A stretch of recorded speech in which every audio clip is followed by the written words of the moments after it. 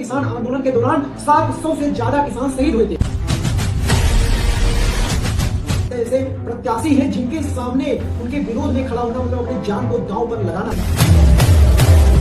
जैसा कि हम सभी को पता है दोस्तों कि भारत दुनिया का सबसे बड़ा लोकतांत्रिक देश है, परंतु क्या वास्तव में हमारा देश लोकतांत्रिक है या फिर ये सिर्फ इस्तेमाल होने वाला एक शब्द बन के रह गया है।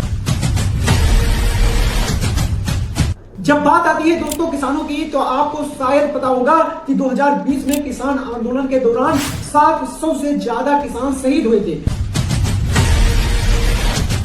बात यही तक सीमित नहीं रही दोस्तों, बल्कि जब बात आती है 2020 की, तो मैं आपको स्पष्ट बता देना चाहता हूं कि जब छात्रों ने, जेएमयू और जमिया के छात्रों ने सीएए के खिलाफ आवाज उठाई, तो सरकार ने लाइब्रेरी में आंसू गैस छोड़ दिया। इस हद तक सरकार ने कार्य किया था।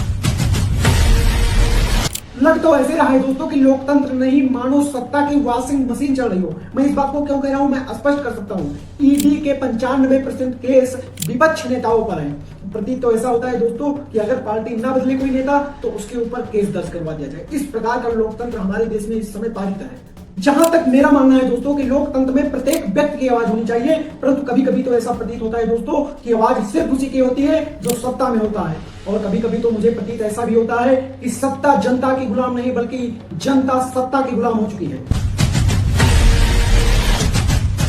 लेकिन ये जो मैंने डाटा दिखाए दोस्तों, ये बहुत बड़े तौर पर डाटा है, बहुत बड़े स्तर के डाटा हैं। परंतु जब आप बहुत ही शहरी क्षेत्रों को छोड़कर आप थोड़ा गांव के क्षेत्रों में, अंदरी गांव के क्षेत्रों में जाएंगे, तो मैं आपको बता देना चाहता हूं दोस्तों कि सरकार के ऐसे ऐसे कैंडिडेट हैं, ऐसे ऐसे प्रत्याशी हैं जिनके सामने उनके विरोध में खड़ा होना मतलब अपने जान को दांव पर लगाना।